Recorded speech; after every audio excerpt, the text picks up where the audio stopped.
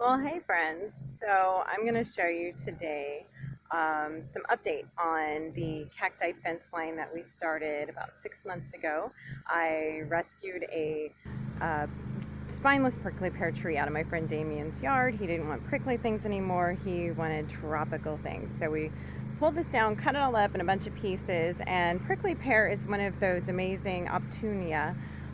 It's one of those amazing plants that you can chop it up in a bunch of pieces. It will regrow no matter what. Cacti in general is pretty darn resilient in most of those fashions. So I'm going to show you what we're doing. This was grown about 6 months ago along this fence line. And so it's now grass growing season here in Florida, and we would like this fence line back because this is actually where we've planted a lot of our fruit trees. So we have cleared the grass on another fence line here in this yard. I'm going to lay down black cloth and actually make a grass barrier, weed barrier, so that we don't have all of this grass in between everything that is growing with our cacti. And it can really just be a cacti hedge fence like we originally intended it for it to be. It might be a little bit loud because I think my husband just started up the lawnmower, so sorry if that's loud for you. So you can see over here that, these were literally just cut off, and they have all since rooted. They've got giant roots on them, and they have all this brand new growth on them.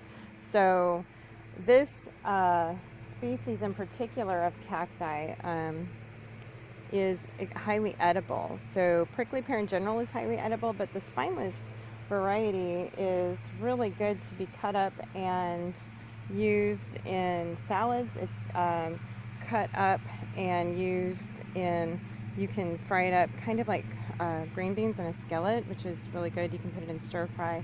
All kinds. It's highly nutritional too. I'll do a different video on the nutrition side of this, but you can eat. I have a lot of different types of prickly pear here, but you can eat all of the flowers, throw them in salads. You can eat the fruits. The fruits are highly beneficial as well. The spineless doesn't fruit a whole lot; it flowers, but this variety hasn't been fruiting so much. But all these we're going to take and we're going to replant them along the fence line. And if you see how high all this grass is down here, these are all embedded in here. We haven't mowed or weed eated because we obviously want it to grow. Well, now it can be pulled up and replanted. And it's just all over the place. So all of these have rooted themselves.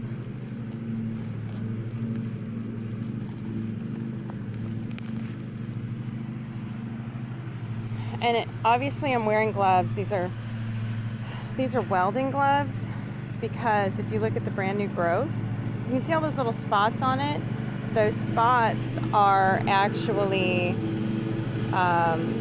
they're spiny, even though this is a spineless variety. So they have little what are called glockules in them. So they're super tiny, fine, hair-like spines that will embed into your skin, and that's its little defense mechanism for the new cacti. So for the new growth, the older pads get less and less spines in them. They're much easier to utilize for a food source, but the young guys tend to have a lot of the little spines in them. So a little pair of leather gloves, they really don't go through that, so it's kind of nice. But to be continued. When I get over on the other side, I'll show you what we're doing for planting it along. Oh, let me show you this too. Pulled up, these were branches that literally were cut off, and we just threw them on the ground. And they have rooted. Look at that. So they were just cut off of the parent plant, and they have totally rooted. So this, and they've grown all new pads on them. So these will be utilized along the new fence line as well. So to be continued. Hey guys, okay, so I've got a whole bunch of the prickly pear pulled up. I've got about half of that fence row that I was working on in a wheelbarrow, and I've taken it over here to the other side.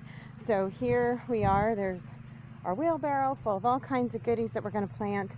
And I have put black cloth, like we talked about, all the way down the fence row. So, well, halfway down the fence row. I'm not planting the whole thing. So we're going to do, I've got dirt all over my face, look at that. So we're going to do a half planted fence row, and this will be kind of a hedge, and it will be an edible hedge. So most of what we're trying to plant here in this yard is edibles, and you will get a lot of videos on this. So along the fence row already, you can see these are muscadine grapes, and these are a very sweet grape. And then I also have beauty berry that grows here naturally as well down here in South Florida. So there's some pretty cool stuff that already just grows here that we'll be eating. This is, as I already mentioned, highly edible, and this is the spineless variety. I've got a few other varieties that you can eat different parts and pieces of the plant. So once these grow up, we'll be utilizing these for a lot of different food sources. So you'll see future videos on that. The black cloth is here. This is a weed barrier, a grass barrier.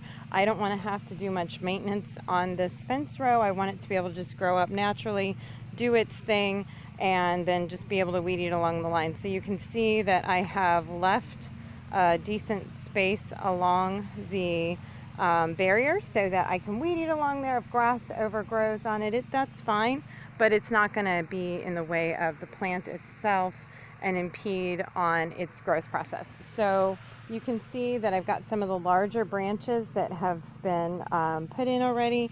I have a few of them that we have planted, just dug deeper holes, cut the cloth, dug a deep hole, used the original substrate. Florida, South Florida, has an extremely sandy substrate. We happen to live in the Everglades agricultural zone, so our dirt is really well off. It's got a lot of nutrients. Even though it's really sandy, it is pretty black because of all the nutrients that are in the soil.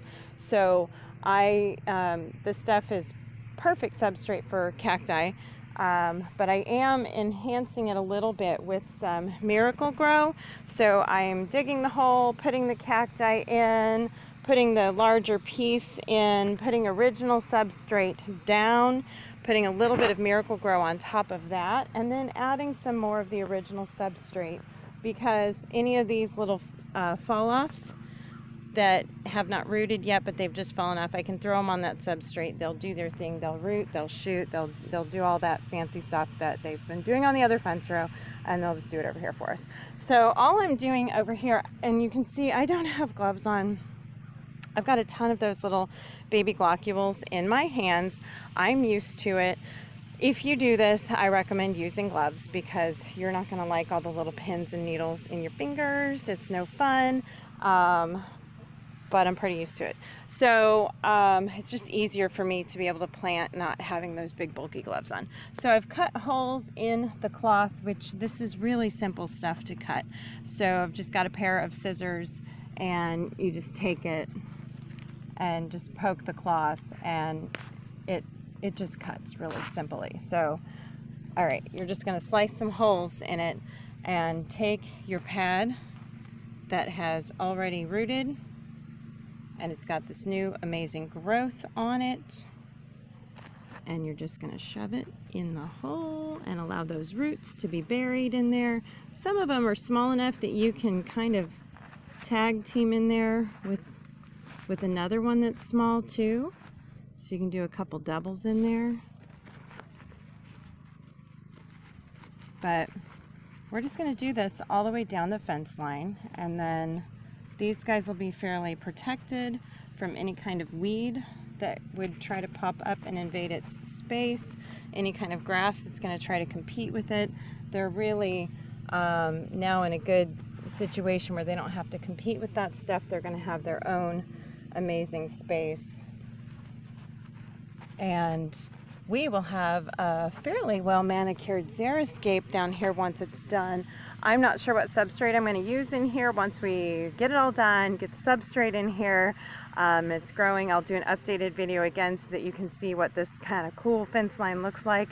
Then we'll also do some more videos on the edibles that we have growing here, how to use this plant. We'll do some food-based, plant-based videos to give you some more information on plant-based nutrition, which is something I'm really into, and I hope you are too. If you're interested in that, you'll get some more videos on that stuff. So thanks for letting me share my fancy cacti fence row with you, and I look forward to sharing more information with you guys soon. Have a great day.